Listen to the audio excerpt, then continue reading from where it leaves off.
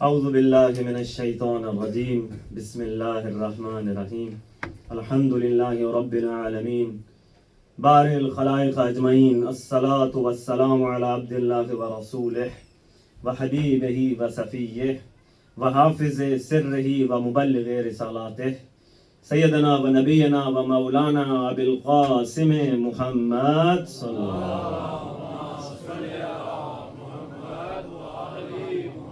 وآلہ الطیبین الطاہرین المعصومین سیما بقیت اللہ فی الارضین روحی و ارواح العالمین لتراب مقدم الفداء ولعن الدائم علی اعدائهم اجمعین۔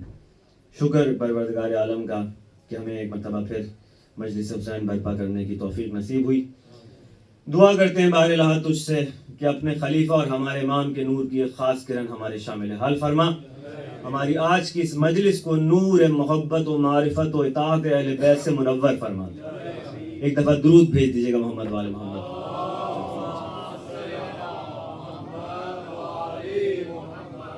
آخر میں توسل ہے جناب سیدہ سلام اللہ علیہ کی بارگاہ میں کہ اے مادر حسین علیہ السلام اپنے بچوں کے ذکر و فکر میں ہماری امداد فرمائیں۔ ایک ہدیہ درود بی بی پاک کی بارگاہ میں۔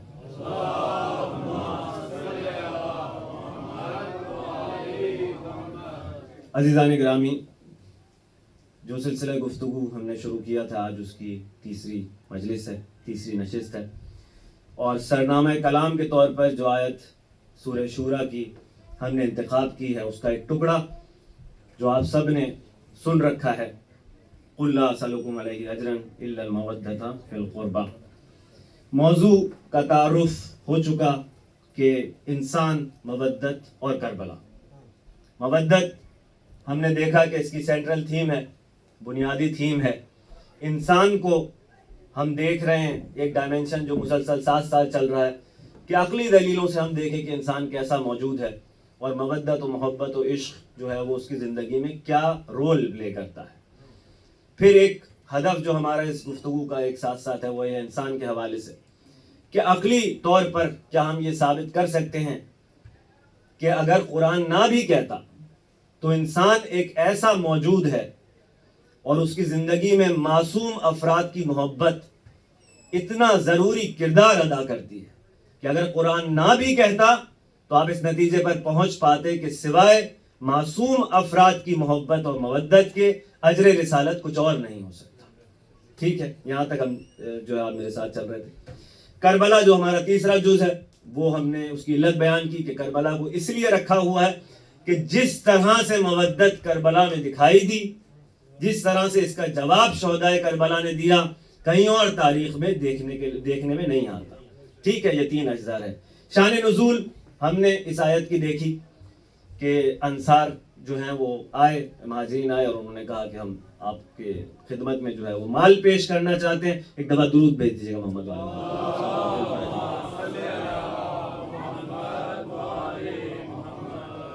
ہم آپ کی خدمت میں یا رسول اللہ، ہم دیکھ رہے ہیں آپ نے ظاہر ایک حکومت سازی ہے، ایک نئی معاشرہ جو ہے نیا معاشرہ تشکیل دیا ہے آپ نے، تو ہم احساس کر رہے ہیں کہ شاید آپ کو کچھ ریسورسز کی ضرورت ہے، کچھ مال و دولت ہم چاہتے ہیں آپ کی خدمت میں پیش کریں کہ جس سے آپ یہ سارا جو ہے وہ نظم و ضبط بہتر طور پر جو ہے وہ نظام چلا سکیں۔ سرکار نے تعامل فرمایا، بعد میں یہ آیت نازل ہوئی، سوال ہوا کہ کون ہیں یہ قرابت دار یا فی القربہ جن کی بات ہو رہی ہے۔ امام احمد بن حنبل کی ہم نے روایت دیکھی کہ انہوں نے اس روایت کو کوٹ کیا کہ 3 مرتبہ سرکار نے فرمایا کہ علی، فاطمہ اور ان کے 2 بیٹے۔ ایک دفعہ درود بھیج دیے گا محمد۔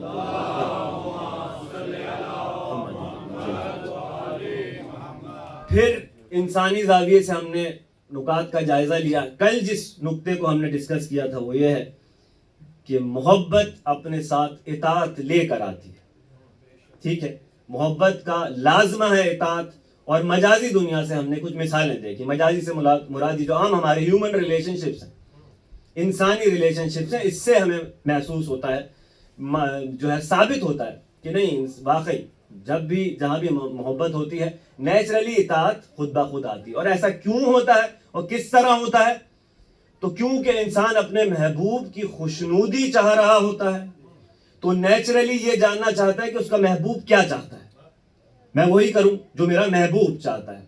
اپنی انانیت، اپنی انا سے باہر آ جاتا ہے انسان، ایگو سینٹرزم سے باہر آ جاتا ہے, سیلفشنس سے باہر آ جاتا ہے.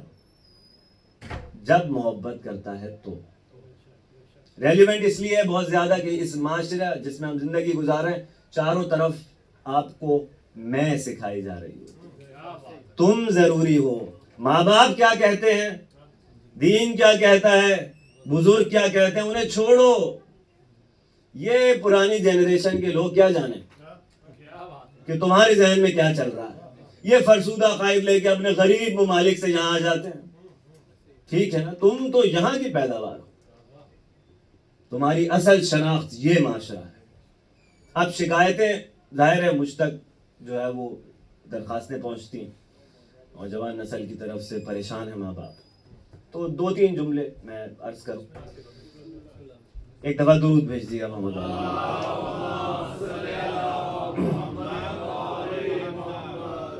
دیکھیں بات عزیزان گرامی یہ ہے کہ ایک طرف یہ بچے جو یہاں پلے بڑے ہیں وہ بھی مظلوم ہیں. مظلوم کس طرح سے ہیں کہ معاشرے کے پاس ایک پروگرام ہے ان کے لیے جس میں کئی سو سال کی ریسرچز موجود ہیں. ٹارگٹ پروڈکٹ ان کے سامنے کلیئر ہے کہ ان کو کس طرح کا انسان چاہیے, اس کے نظریات کیسے ہونے چاہیے, محسوسات کیسے ہونے چاہیے. سمجھ رہے ہیں آپ میری بات جو میں پہنچانا چاہ رہا ہوں؟ بنیادی انگریڈینٹس کیا ہیں, یہی دنیا سب کچھ ہے.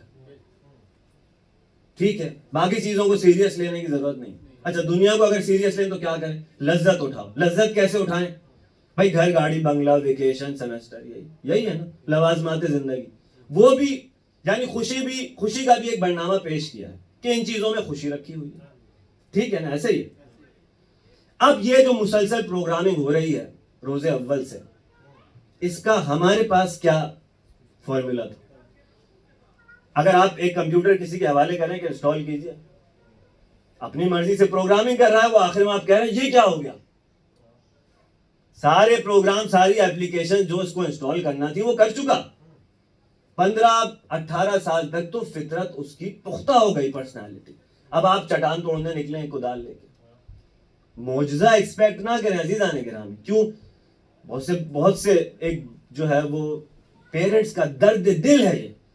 اس دن ایک ہمارے بہت ہی قریبی عزیز یہاں دسترخوان پہ کہہ رہے تھے کہ آج 30 سال تقریباً مجھے ہو گئے.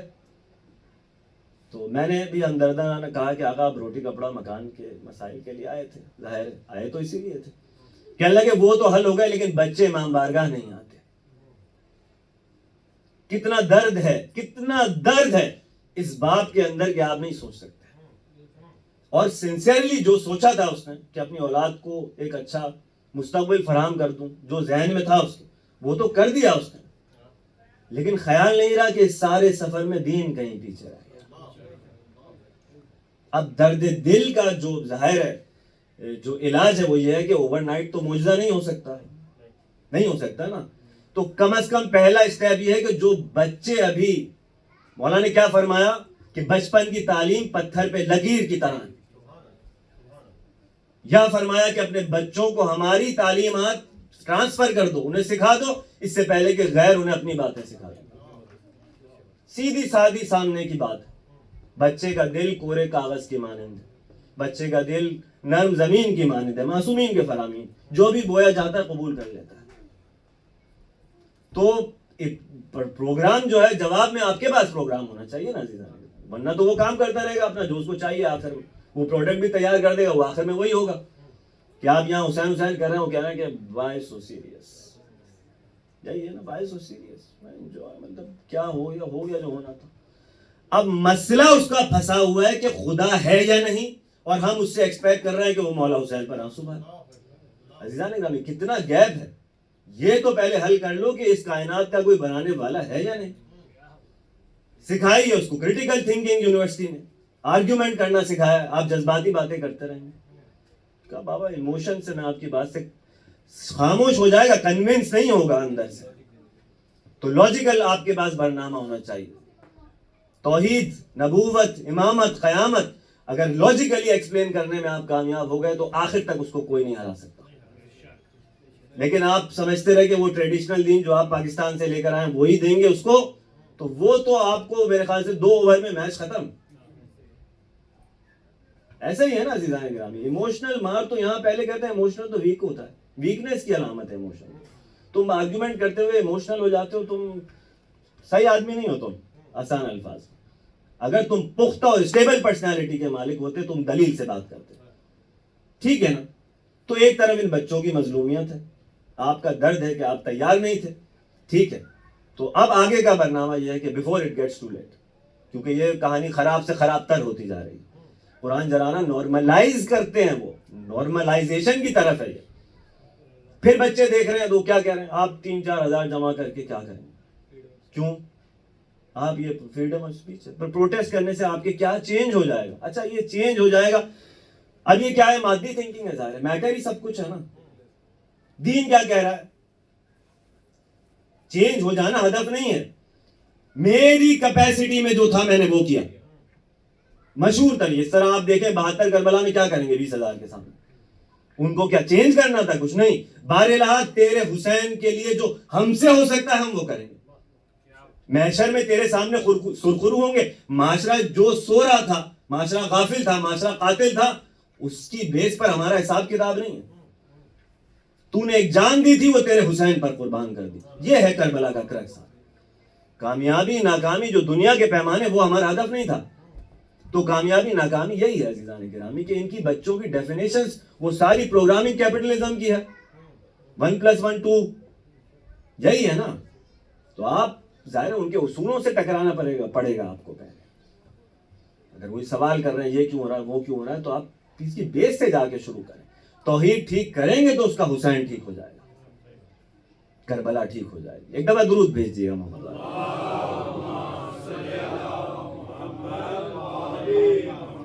درخواست بہرحال پہنچی ہے کہ بھائی کچھ نصیحت جو ہے وہ ہونی چاہیے تاکہ جوان جو ہیں وہ متوجہ ہوں کہ ماں باپ کی اطاعت کا مسئلہ جو ہے وہ ایک ضروری مسئلہ ہے. اب کیونکہ موضوع میرا ولایت ہے, ٹھیک ہے, اور ولایت کا رشتہ یہ ہے اسرار کے ساتھ کہ ولایت انسان کو صاحب اسرار بناتی ہے, جو آج میں انشاءاللہ ڈسکس کروں گا.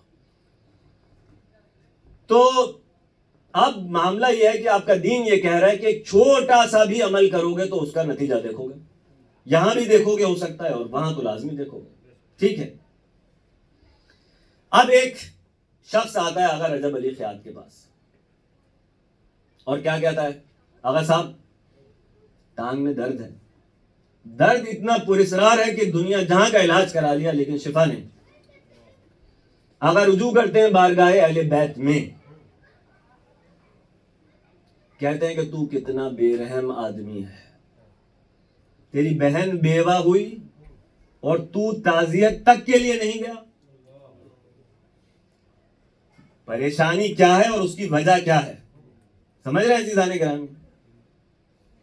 کہنے لگا آغا صاحب وہ ہمارے خاندانی اختلافات ہیں. میں نے کہا کچھ بھی ہو وجہ یہی ہے جس مشکل میں تو پھنسا ہوا. بہرحال گیا, اس کے بعد اس کے بچوں کے سر پہ ہاتھ پھیرا, یتیموں کے تحفے وغیرہ لے کر گیا, اس کو راضی کیا, درد ختم ہو گیا. اور ماں اور باپ کا جو مقام ہے, بالخصوص ماں کا, اللہ اکبر اللہ اکبر. چلیں آغا رجب علی کی, اب کیونکہ موضوع ولایت ہے مسلسل, اور دیکھنا یہ ہے کہ مودت فی القربہ انسان کو کہاں تک لے کر جا رہی ہے. تو کچھ لوگ آئے اور کہنے لگے آغا رجب علی سے کہ آغا ایک لڑکا ہے, اس کو کسی کیس میں پھنسایا گیا ہے, ہماری اصطلاح میں بے قصور ہے, اور کیس اتنا خطرناک ہے کہ پھانسی کی سزا اس کو سنا دی گئی ہے, لیکن ہم جانتے ہیں کہ وہ بے قصور ہے, جرم اس نے نہیں کیا. آغا پھر بارگاہ اہل بیت میں رجوع کرتے ہیں. یہ ہے ولایت عزیزان گرامی, یہ ہے ولایت واقعہ. یہ زندہ حقیقتیں ہیں, ہسٹورک کیریکٹرز نہیں ہیں جو زندگی گزار کے چلے گئے, ہم خواہ جو ہے وہ کوشش کر رہے ہیں. نہیں, یہ بچے نہیں سمجھ سکتے کہ عالم انوار میں یہ جو بزرگان کہتے ہیں کہ ان کے در پہ جاؤ زیارت کے لیے, تو اس نیت سے جاؤ کہ ان کے گھر میں آئے ہو, کیونکہ ان کی زندگی اور موت میں فرق نہیں ہے.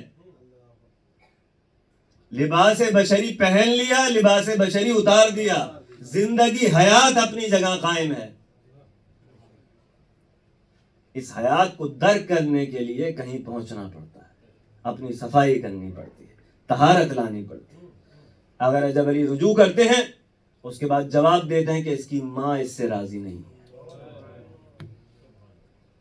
اس کی ماں اس سے راضی نہیں ہے. وہ جو افراد آئے تھے اس کی سفارش کرنے، وہ اس کی ماں کے پاس گئے. کہنے لگا آقا رجب علی نے یہ فرمایا کہ آپ راضی نہیں ہیں اس لیے اس مصیبت میں مبتلا ہے. اس کی ماں کہنے لگی کہ ہاں، بات یہ ہے کہ نئی نئی اس کی شادی ہوئی، بہو میرے گھر میں آئی، ہم بیٹھ کے کھانا کھا رہے تھے. اب کھانے کے بعد جب دسترخوان اٹھانے کا وقت آیا تو برتن سائر، ان کے یہاں سینی کا رواج ہے، ان کے یہاں ٹریز ہوتی ہیں جیسے نا، اس میں برتن رکھ کے ایک اٹھا کے لے کے جاتے ہیں.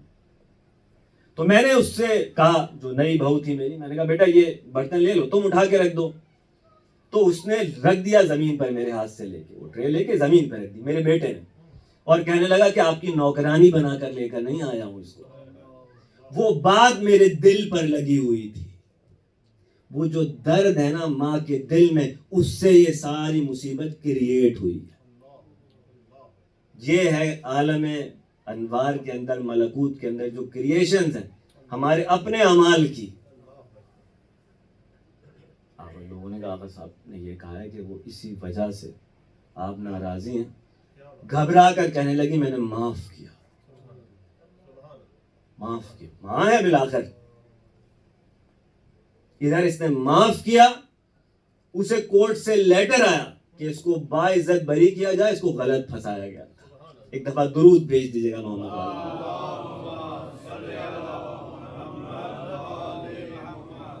باقیات بہت ہیں عزیزان گرامی، لیکن ظاہر دامن وقت میں اب واقعی گنجائش نہیں ہوتی ہے.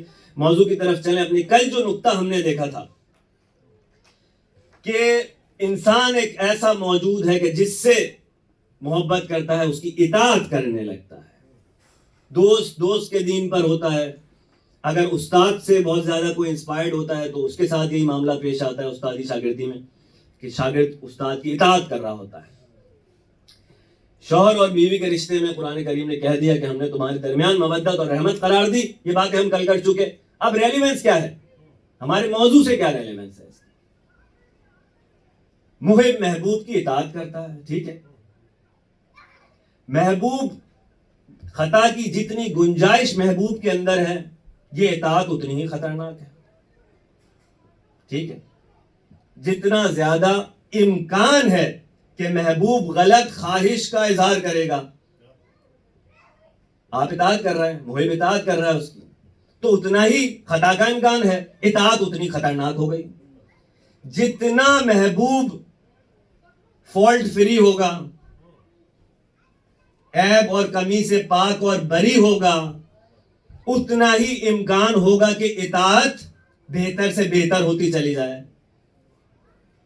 اگر محبوب میں خطا کی گنجائش ہی نہیں ہے تو اطاعت کامل ترین اطاعت ہوگی. کیا ایسے محبوب موجود ہیں؟ انما یرید اللہ لیذھب عنکم الرجس اہل البیت ویطہرکم تطہیرا. ایک دفعہ درود بھیج دیجیے گا.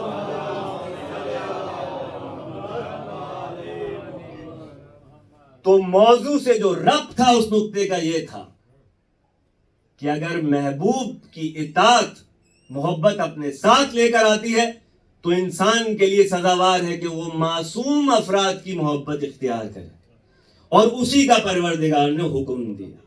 یہ ہے اجر رسالت کی منطقی دلیل. ایک دفعہ درود بھیج دیجیے گا.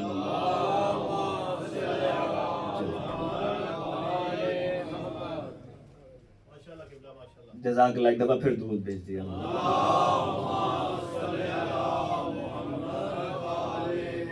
اچھا بھائی، اب جو ہے وہ آیات جو اب تک ہم نے دیکھی ہیں اپنے موضوع کے ذیل میں، ایک تو یہ سینٹرل آیت ہے سورہ شورى کی آیت نمبر 23 کا وہ حصہ جو ہم دیکھ رہے ہیں، قُلْ لَا أَسْأَلُكُمْ عَلَيْهِ أَجْرًا إِلَّا الْمَوَدَّةَ. پھر ہم نے وہ آیت دیکھی جس میں فرمایا کہ میں نے تم سے طلب نہیں کیا اجر رسالت مگر تمہارے اپنے لیے. اس میں اہل بیت کا کوئی فائدہ نہیں ہے. یہ نہیں سمجھنا کہ کیا چاہ رہے تھے کہ میرے گھر والوں کی اچھی گزر بسر ہوتی رہے. اس میں ان کا فائدہ نہیں ہے. فائدہ بھی تمہارا قرآن نے واضح کر دیا کہ کسی قسم کا ابہام نہ رہ جائے، ٹھیک ہے نا. تو وہ آیت دیکھ لی جس میں پروردگار نے کہا یہ اجر رسالت بھی تمہارے ہی لیے مانگا ہے، ٹھیک ہے. پھر ہم نے کل دیکھی تھی وہ آیت کہ جس میں کہا تھا یہ اجر رسالت جو ہے نہیں ہے سوائے اس کے کہ عالمین کے لیے ایک ذکر، عالمین کے لیے ایک یاد آوری، عالمین کے لیے ایک نصیحت، کہ اپنے رب کو یاد کرو, اپنے رب تک پہنچ جاؤ, ایک ریمائنڈر ہے. اور پھر ہم نے دیکھا تھا فَاسْأَلُوا عَلَى الذِّكْرِ کے ذیل میں کہ سوال کرو اہل ذکر سے, اور روایات کی مدد سے ہم نے یہ جانا کہ ذکر سے مراد حضرت محمد مصطفیٰ صلی اللہ علیہ وآلہ وسلم ہے. اور اہل ذکر جو ہے وہ اہل بیت علیہ السلام. ٹھیک ہے, یہ بڑی تیزی سے میں جو ہے وہ ریویژن کرتے ہوئے آگے بڑھوں. آج اس سلسلے کی ہم چوتھی آیت دیکھیں گے جس کا ربط اسی عظیم رسالت سے. ایک دفعہ درود بھیجیے گا.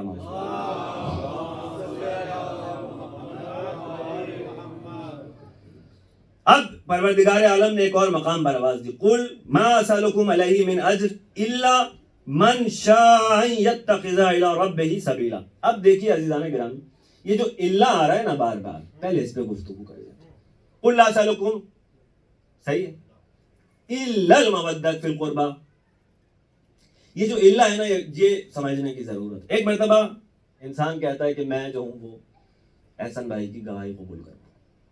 ٹھیک ہے, اس کا مطلب یہ تو نہیں ہے میں کسی اور کی گواہی قبول نہیں کروں گا. ایک مرتبہ انسان کہتا ہے کہ نہیں, میں صرف اسی کی گواہی قبول کروں گا. یہ اللہ جو ہے نا, یہ ایک طرح کا حصر ہے, حصار ہے.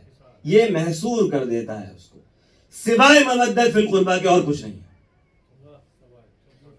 الا المودۃ فی القربہ. ٹھیک ہے, اس کے سوا اور کچھ نہیں. یہاں کیا کہہ رہا ہے پروردگار؟ کہہ رہا ہے کہہ دو کہ یہ جو عظیم رسالت ہے نا, یہ سوائے اس کے کچھ اور نہیں. اب وہ آپ سے میں کہوں کہ A + B = C, ٹھیک ہے, A + B = C, ٹھیک ہے, اور پھر میں اس کے بعد جو ہے اسی طرح ایک اور ایکویشن آپ کے سامنے پیش کر دوں, C + D = B. اب آپ سمجھ جائیں گے کہ بھائی B اور اس کا جو ہے C کا رشتہ سامنے آ گیا کہ کیا ہے. ٹھیک ہے, اب یہاں پہ جو برابر یہ روش معصوم کی روش ہے کہ قرآن کا ایک حصہ دوسرے کی تفسیر کیا کرتا ہے, تو آپ ایک آیت دوسری آیت کی تفسیر میں مدد کرتی ہے سمجھانے کے لیے. ٹھیک ہے, تو اب یہاں پہ کہہ رہا ہے کہ کہہ دو, کہہ دیجئے حبیب, ان سے کہہ دیجئے کہ یہ جو میں نے سوال کیا ہے نا, سوائے اس کے کچھ نہیں ہے مگر یہ کہ جو چاہے وہ اپنے رب تک پہنچنے کا راستہ اختیار کر لے. اپنے رب تک پہنچنے کا راستہ اختیار کر لے. معلوم ہو رہا ہے کہ مودت فی القربہ وہاں کہا تھا کہ ایک ذکر ہے عالمین کے لیے, یہاں کہہ رہا اپنے رب تک پہنچنے کے لیے راستہ. اللہ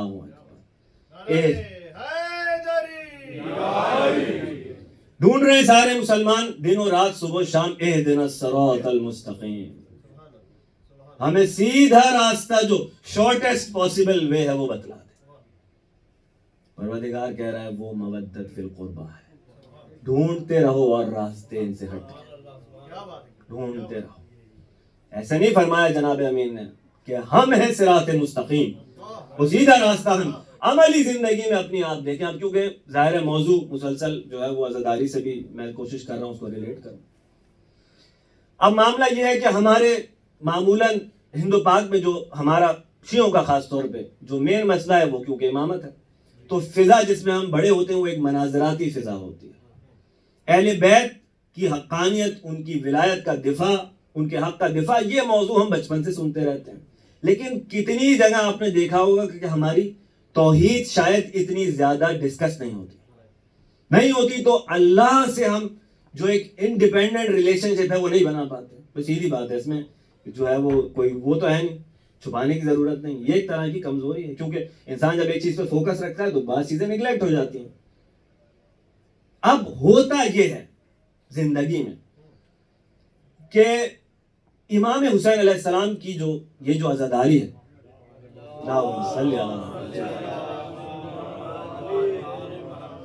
یہ انسان کو فرش عزا پہ لے آتی ہے, فرش عزا پہ لے آتی ہے. اور حسین کی مظلومیت ایک ایسی راہ کشاں ہے, راستہ کھولنے والی چیز ہے کہ حسین ابن علی اپنی مظلومیت کے ساتھ انسان کے دل میں داخل ہو جاتے ہیں. اب اللہ کا تو کچھ پتا نہیں ہے اس کو بچے کو, لیکن حسین پر رونے رونے رونے رونے سے کیا ہوتا ہے کہ عشق حسین پروان چڑھنا شروع ہوتا ہے. یہ کیسا مظلوم تھا, یہ کیسی ہستیاں تھیں, ان کا اخلاق کیسا تھا, ان کا کردار کیسا تھا. اب یہ جیسے جیسے اپنے عشق کی منازل طے کرتا جاتا ہے, اگر نہ رکے ایک جگہ پر اور آگے بڑھتا رہے, تو اس مقام پر پہنچتا ہے جہاں اس کو یہ سوال اس کے دل میں طلوع ہوتا ہے کہ حسین نے یہ سب کیا کس کے لیے. پتہ چلتا ہے کہ یہ سب حسین نے اپنے رب کے لیے کیا, تو جانتا ہے کہ ارے میرے محبوب کا محبوب کوئی اور ہے. تو وہ جو شب عاشور جس کے لیے کہہ رہا تھا کہ ایک شب اپنے رب سے مناجات کے لیے چاہیے, کیونکہ میرا رب جانتا ہے کہ میں اس سے بات کرنے کو کتنا دوست ہوں. تو چلا تھا یا حسین کرنے, آ گیا توحید تک. اس طرح فرش عزا مصلی تک لے کر آتی ہے. اب معلوم ہوا کہ اللہ تک پہنچنے کا راستہ حسین ابن علی تھا.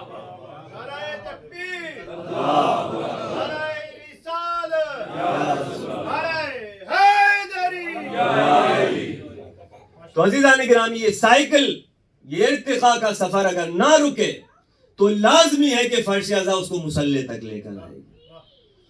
اور پہلے فرش عزا پہ تھا, پھر مصلی پر چلا گیا, اور تیسری سٹیج یہ ہے کہ اب مصلی بھی ہے اور فرش عزا بھی وہی مصلی.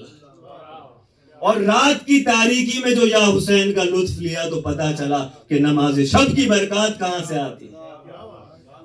وہ جس کے پاس حسین نہیں, اس کو کیا پتا نماز شب کیا ہے اور اس کا لطف کیا ہے.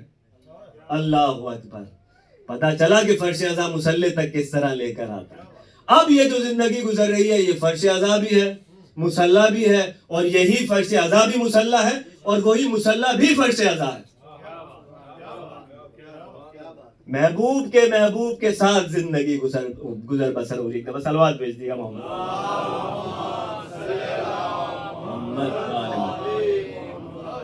تو اب میں یہ کہہ رہا تھا کہ اہل بیت کی مودت, جیسے جیسے انسان آگے بڑھتا ہے تو فقط ان کا جو علم ہے, ان کا جو حلم ہے, اس سے متصل ہوتا ہے, صاحب اسرار ہونے لگتا ہے. یہ آغا بہجت جیسی ہستیاں, آغا رجب علی خیاط جن کا میں نے ذکر کیا, ڈرائیور کہتا ہے کہ میں آغا بہجت سے میرا مسلسل رہتا تھا آنا جانا. ایک دفعہ آیا, میں کہنے لگے معاف کر دو.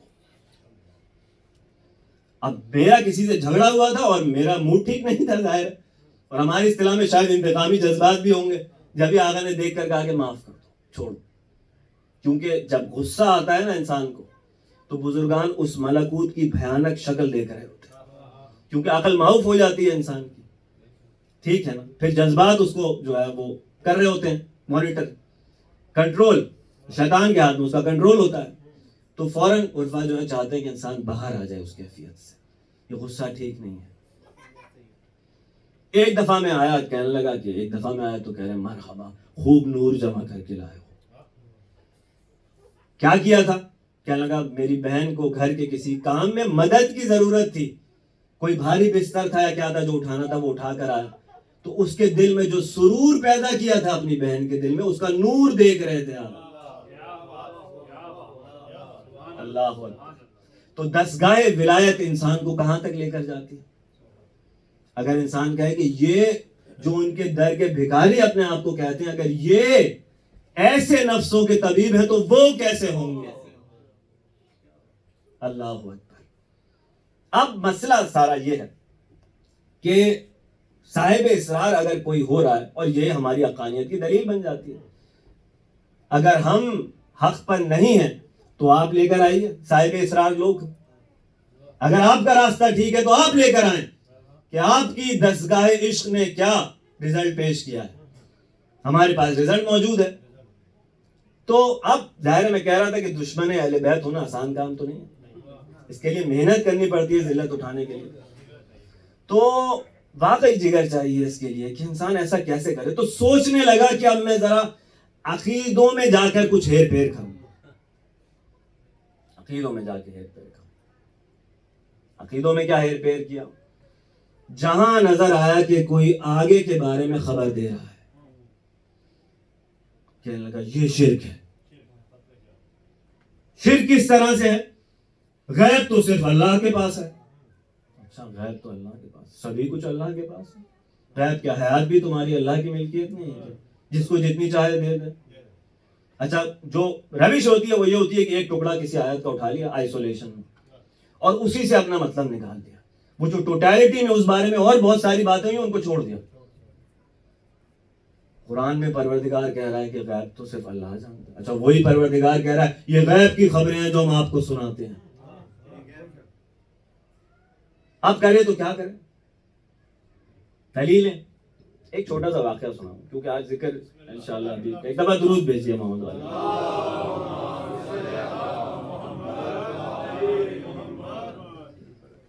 بنی اسد کے کچھ لوگ بیٹھے ہوئے ہیں اور حبیب ابن مظاہر ذکر آ گیا شہید کا، آپ کے چہرے روشن ہو گئے، جیسے میں کہہ رہا تھا جیسے اپنے خاندان والوں کے ناموں سے آپ مانوس ہوتے ہیں، شہدائے کربلا سے آپ کی انسیت اس قلبی رشتے کی وجہ سے۔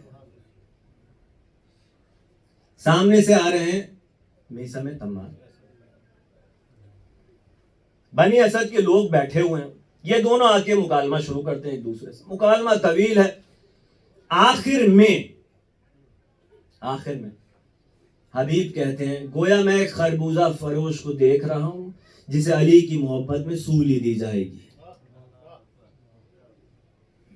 میثم کہتے ہیں میں بھی ایک روشن چہرے اور لمبے گیسوں والے کو دیکھ رہا ہوں کہ جو حسین ابن علی کی مودت میں شہید کیا جائے گا اور اس کا سر اسی شہر کوفہ کی گلیوں میں پھرایا جائے گا۔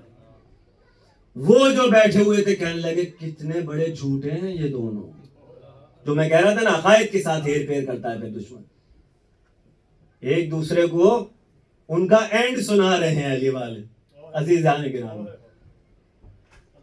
اور کتنے پرسکون ہیں۔ ایک دفعہ درود بھیجیے گا محمد والے۔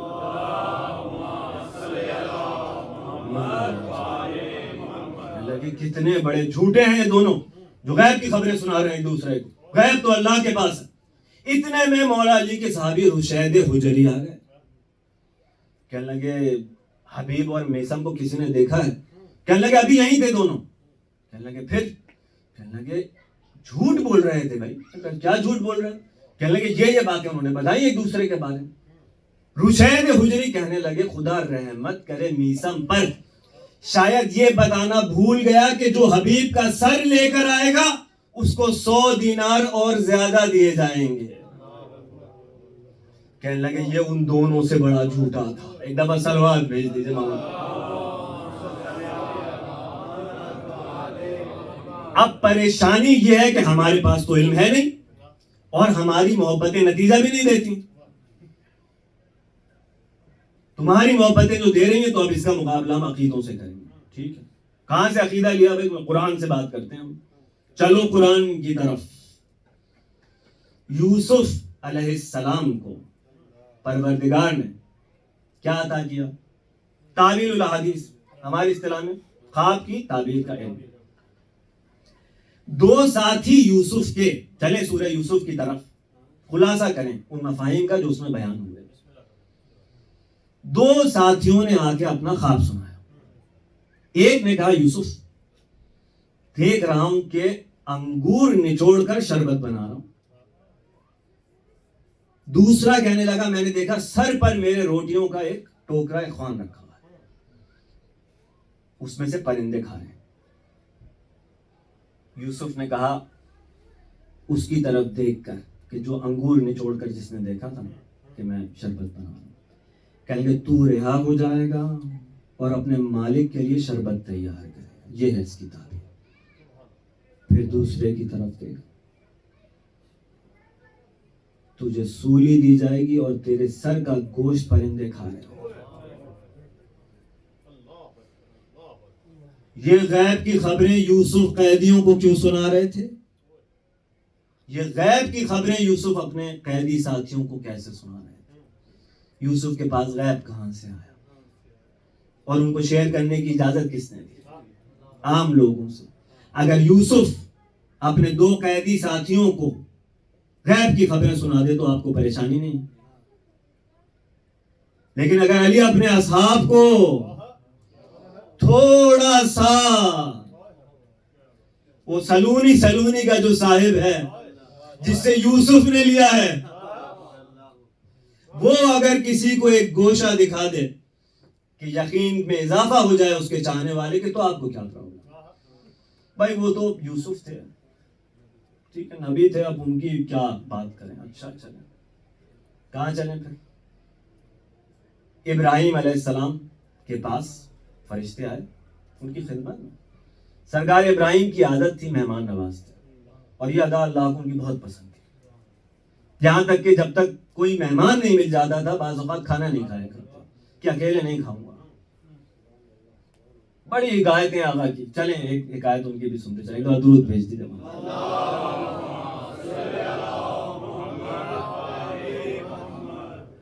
درود پڑھتے پڑھتے جو خلیل بن گیا نا، اس نے اہل بیت سے بہت کچھ لیا ہے، اس نے تعلیمات اہل بیت سے بہت کچھ لیا ہے. کس مقام پر؟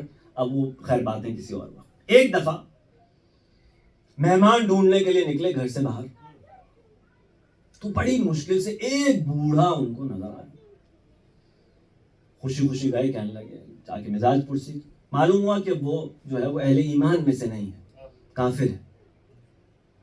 کہنے لگے اتنی امید لے کر آیا تھا، اب پتہ چلا کہ تو کافر ہے، تیرے ساتھ اب میں بہرحال کیا کھاؤں، اب چلو چھوڑو.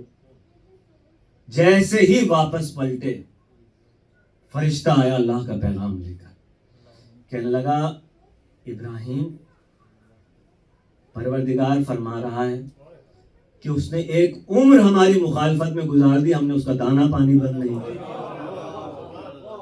ایک دن اس کا وہ جو رزق تھا وہ آپ کے حصے میں لکھا ہوا تھا، آپ نے اس کو لوٹا دیا. اب واپس پلٹے، دوڑے ہوئے آئے، آجا میں تیری دعوت کروں. کہنے لگا پہلے تو بڑے تم جو ہے وہ ناراض ہو کر چلے گئے، اب آ کر بڑے پیار سے دعوت دے رہے ہو، وجہ کیا ہوئی؟ کہنے لگا میرے رب نے کہا ہے کہ تیرا رزق آج میرے حصے میں لکھا ہے. بوڑھے نے کہا تیرے رب پہ ایمان لایا. ایک دفعہ درود. اللہ اکبر یا رسول اللہ.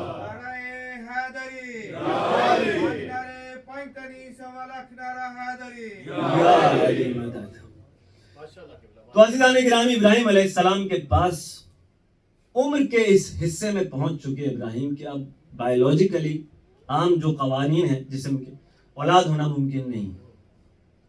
فرشتے آ کر کہتے ہیں کہ وہ جو عادت تھی ان کی مہمان نوازی کی، بہرحال وہ جو ہے لیمب روسٹ کر کے لے آئے. وہ دیکھ رہے ہیں کہ وہ تو کھا نہیں رہے فرشتے. اب ان کو محسوس ہوا کہ معاملہ کچھ اور ہے، پروردگار نے آج کسی اور رنگ میں ہم سے گفتگو کی ہے. تو وہ جو آئے تھے بشر کی شکل میں دونوں، کہنے لگے آپ کو بیٹے کی بشارت دینے آئے. کہنے لگے میں تو اب اس سن میں پہنچ گیا ہوں. تعجب کرنے لگے، کہنے لگے سوائے کافروں کے اپنی رب کی رحمت سے مایوس نہیں ہوا جاتا. اب جب سنا کہ یہ کوئی خاص معاملہ ہونے والا ہے تو ظاہر ہے ابراہیم کی کیا حالت ہوگی. اس مقام پر ان کی زوجہ بھی قرآن کریم کی گواہی کی اس گفتگو کو سن رہی ہے، اور جب بشارت پہلے دی ہے نا فرشتوں نے تو ہنسنے لگی کہ میں تو عمر کے اس حصے میں بانجھ ہو چکی، اب میں کیسے ماں بنوں گی. تو فرشتے غیب کی خبر ابراہیم کو تو سنا ہی رہے، ان کی زوجہ کو بھی سنا رہے. وہاں آپ کو اعتراض نہیں؟ اچھا چلیں، وہ بھی فرشتے تھے، بہرحال جو بھی تھا کیا کریں.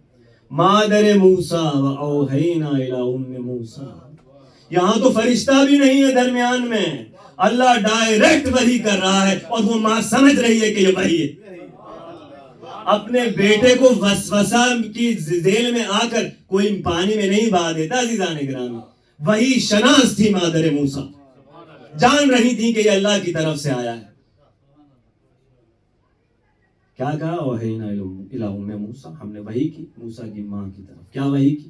اسے دودھ پلائیے، اسے ایک ڈبے میں بند کر دیجئے صندوق میں، اور پانی میں بہا دیجئے. بلکہ یہ پانی میں بہا دیجئے، ہم اسے نبی بنا کر آپ کی خدمت میں لوٹائیں گے.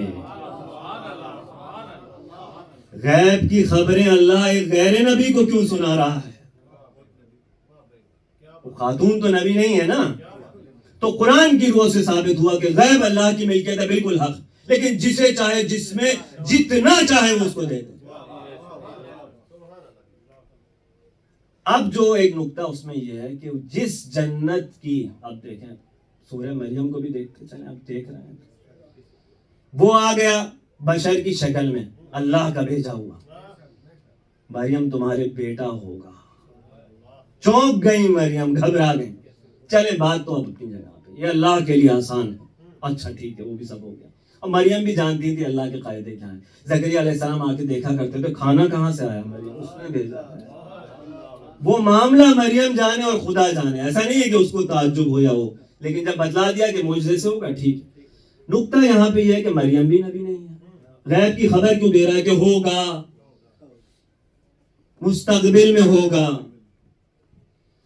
تو جس جنت کی مکین ہے مریم، جس جنت کی مکین ہے سارا اور ہاجرہ ابراہیم علیہ السلام کی، جس جنت کی مکین ہے مادر موسیٰ، اس جنت کی سردار ہے فاطمہ زہرا. تعجب نہ کرنا کہ شیعوں کا قرآن الگ ہے. شیعوں کا قرآن الگ نہیں ہے. وہ جو نبی کے بعد فرشتہ خبریں لاتا رہا ہے وہ مصحف فاطمہ ہے. اس میں تعجب کیسا؟ شیعوں کا قرآن الگ ہے. اگر تمہیں خوف نہ ہوتا کہ تمہارے پاس دلیل کمزور ہے تو تم اپنے بچوں کو ہم سے بات کرنے سے نہ روکا کرتے. اتنا بغض بھر دیتے ہو کہ بات چیت ہی نہ ہو کیونکہ تمہیں معلوم ہے تمہاری دلیل کمزور ہے. ایک دفعہ درود بھیج دیجیے گا ماما.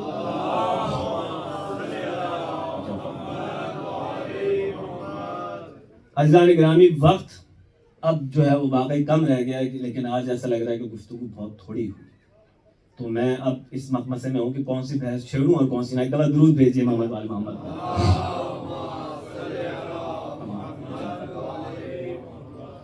تو عزیزان گرامی، جیسے جیسے اب ظاہر ہے امام حسین علیہ السلام نے جو اپنا سسٹم بنایا ہے پیغام رسانی کا، تو انہوں نے میک شور کیا کہ یہ خبر لوگوں تک پہنچے اچھی طرح سے.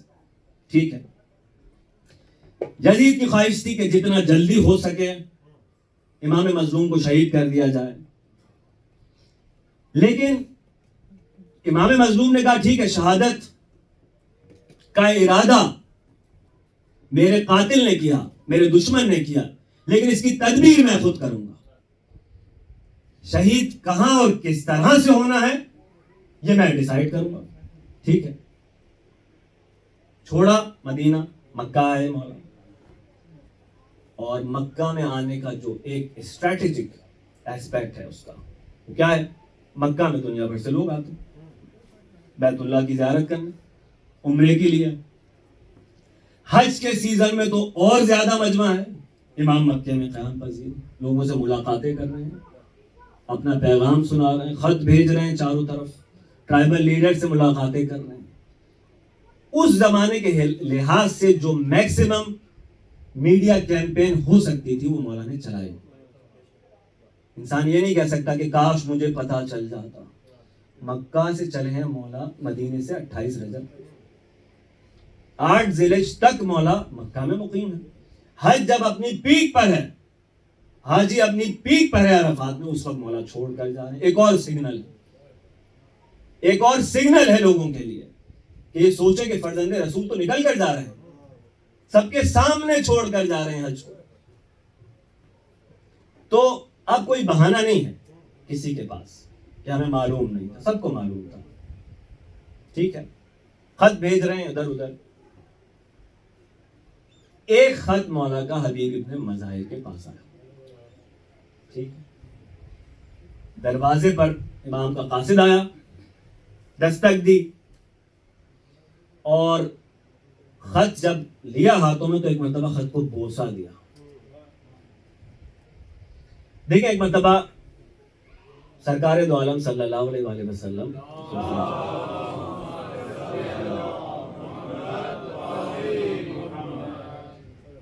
ایک جگہ سے گزر رہے تھے تو انہوں نے بچوں کو کھیلتے ہوئے دیکھا. حسین ابن علی تھے، دوسرے بچوں کے ساتھ کھیل رہے تھے. تو ایک بچے کو قریب بلا کر پیار کرنا شروع کر دیا. تو اصحاب نے پوچھا کہ سرکار اتنے سارے بچے ہیں، اس ایک بچے پر اتنا لطف و کرم کیوں؟ تو کہنے لگے تم نے دیکھا نہیں کہ یہ میرے حسین کے پیچھے پیچھے چلتا ہے؟ کیا تم نے نہیں دیکھا اس نے حسین کے قدموں کی خاک اٹھا کر اپنے چہرے پر لگائی؟ ابھی ابھی جبریل آئے تھے، کہہ رہے تھے یہ وہ ہے جو آپ کے حسین کی نصرت میں کربلا میں شہید ہو، وہ بچہ حبیب ابن مظاہر تھا۔ عزیزان نے خط لیا مولا کا، بوسہ دیا اس نے، خط کا مضمون پڑھا، خط رکھ لیا، واپس اندر آ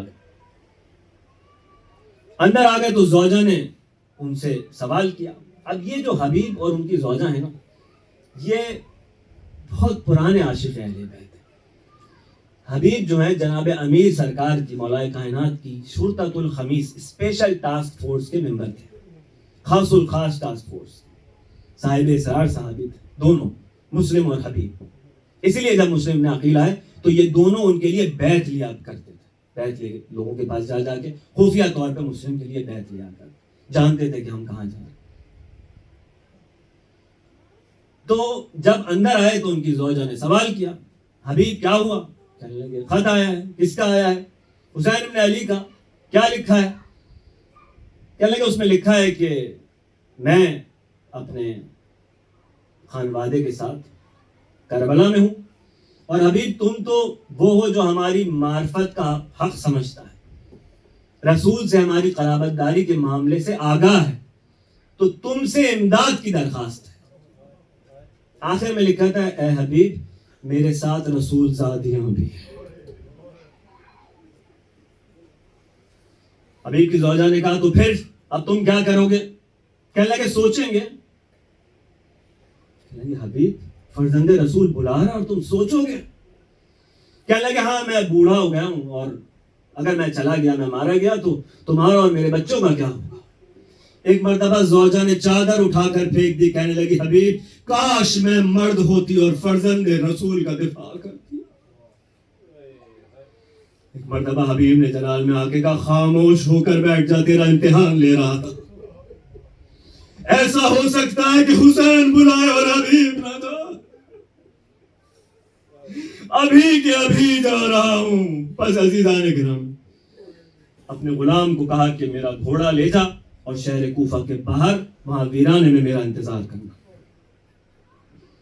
غلام حبیب کا منتظر ہے، اور جب تھوڑی سی دیر ہوئی ہے حبیب کو وہاں پہنچنے میں، تو غلام نے اس سواری سے کلام شروع کیا، اور تاریخ نے لکھا کہ وہ غلام کہہ رہا تھا کہ آج اگر میرا مالک نہیں آیا تو میں تجھ پر سوار ہو کے جاؤں گا۔ اتفاق سے حبیب اسی وقت پہنچے جب اس کی زبان سے یہ کلمات چلے۔ حبیب کے کانوں میں غلام کی آواز گئی، ایک مرتبہ کہنے لگے اے فرزند زہرا، اے غریب زہرا، جب غلام آپ پر فدا ہونا چاہتے ہیں تو یہ زندہ کیوں کر آپ پر فدا نہ ہو جائے۔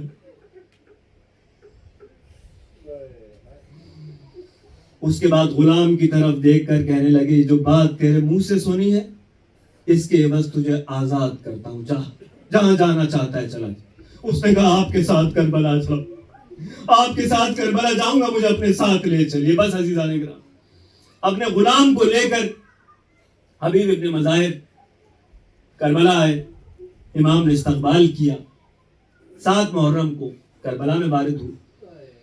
شب عاشور، اب نافع کا ذکر بھی کر لیں کیونکہ دن گزرتے جا رہے ہیں۔ نافع ابن ہلال کہتے ہیں کہ میں نے دیکھا کہ شب عاشور ایک وقت امام اپنے خیمے سے نکلے اور قتل گاہ کی طرف چلے۔ میں نے خطرے کا احساس کیا کہ مولا تنہا جا رہے ہیں، تو میں بھی ذرا نظر رکھوں امام کے اوپر، میں پیچھے پیچھے چلا، آہستہ آہستہ امام کے پیچھے چلتا رہا۔ میں نے جا کے دیکھا امام قتل گاہ کے درمیان کھڑے ہو کر قتل گاہ کا جائزہ لے رہے ہیں۔ اتنے میں امام کو میری آہٹ محسوس ہوئی، مجھے اپنے پاس بلایا، پہاڑیوں کی طرف دیکھا، چاند کی روشنی تھی کیونکہ 9 محرم ہے، ظاہر شب ہے 10 کی۔ کہنے لگے نافع کیا تو دوست نہیں رکھتا اس بات کو کہ ان پہاڑیوں کے درمیان چھپ کر اپنی جان بچا لے؟ اللہ، حسین زندگی کی راہ دکھلا رہے ہیں اور شہداء جو ہے وہ موت کے در پہ ہے۔ نافع نے اپنے آپ کو امام کے قدموں میں گرا لیا، کہنے لگے مولا 1000 درہم کی یہ تلوار لایا ہوں، اتنی ہی مقدار کا تقریباً یہ گھوڑا خریدا ہے، اپنی ہمراہی میں شہادت سے محروم نہ کیجیے۔ بہرحال امام واپس تشریف لائے، خیمے میں چلے گئے۔ نافع باہر کھڑے ہوئے تھے، دیکھا کہ سیدہ زینب سلام اللہ علیہ کے خیمے میں مولا تشریف لے گئے ہیں، اور زینب اور حسین کے درمیان کچھ گفتگو ہو رہی۔ نافع نے اپنے آپ کو تھوڑا نزدیک کیا خیمے سے، تو زینب بنت علی کی آواز سنائی دی، کہہ رہی تھی بھیا آپ نے اپنے اصحاب کو آزما لیا ہے، کہیں ایسا تو نہیں کہ جب گھمسان کا رن پڑے گا یہ آپ کو چھوڑ کر چلے جائیں گے۔ نافع نے یہ بات سنی عزیزان گرامی، بس دوڑا دوڑا حبیب ابن مظاہر کے پاس آیا۔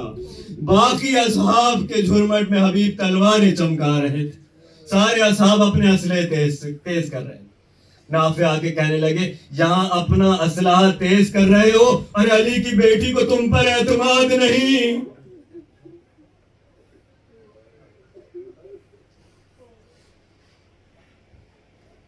حبیب نے نافع کی بات سنی، اس کے بعد بنی ہاشم کی طرف رک کر کہنے لگے یہ ہمارا اور بی بی کا معاملہ ہے، آپ پیچھے ہٹ جائیے، ہم بات کریں گے۔ ایک مرتبہ صرف اصحاب کو جمع کیا، بنی ہاشم سے ہٹ کے زینب بنت علی کے خیمے کے باہر آئے اور کلام شروع کیا۔ عجیب جملہ حبیب نے ارشاد فرمایا، کہنے لگے شہزادی اگر آپ کے بھائی نے نہ روکا ہوتا تو ابھی کے ابھی ہم حملہ کر دیتے۔ اس کے بعد کہنے لگے نیامیں توڑ دی ہیں، اب یہ تلواریں جو ہے یہ ننگی رہیں گی، یہ بغیر نیام کے رہیں گی جنگ کے موقع تک۔ پس عزیزان گرامی حبیب نے شجاعانہ جنگ کی، اس ضعیف صحابی نے مولا کی 62 یزیدیوں کو فنار کیا اکیلے، اور اس کے بعد بہرحال ایک شقی نے ماتھے پہ ضرب لگائی، ایک اور شقی نے سینے پہ نیزے کا وار کیا۔ حبیب ابن مظاہر کی سفید داڑھی ان کے خون سے سرخ ہو گئی۔ ایک وقت وہ بھی آیا جب زین سے زمین پر تشریف لائے اور حسین ابن علی سرہانے پہنچے، ایک مرتبہ کہا حبیب تجھ پر سلام ہو، تو کتنا فاضل آدمی تھا، تو ایک شب میں پورا قرآن ختم کیا کرتا تھا۔ اجرکم من اللہ عزیزان گرامی، بس تاریخ نے لکھا کہ پڑھتے رہے انا للہ و انا الیہ راجعون، انا للہ و انا الیہ راجعون، انا للہ و انا الیہ راجعون۔ میں صرف آخری جملہ حبیب کی بارگاہ میں کہوں گا، اے حبیب آپ کی شہادت مظلومانہ تھی نا، آپ بہت مظلوم تھے، لیکن شکر ہے کہ آپ کی بہن نے آپ کی شہادت نہیں دیکھی۔ یہ جو آپ کی بالین پر کھڑا ہے، ارے 70 قدموں کے فاصلے سے تلے زینبیہ پر وہ بہن کھڑا ہو کر دیکھ رہی تھی، قاتل حسین کے سینے پر سوار تھا، 13 ضربوں میں سر کو تن سے جدا کیا۔ ایک مرتبہ سرخ آندھی چلی، کوئی منادی ندا دے رہا تھا قد قتل الحسین بکربلا، ارے حسین کربلا میں شہید ہو گئے۔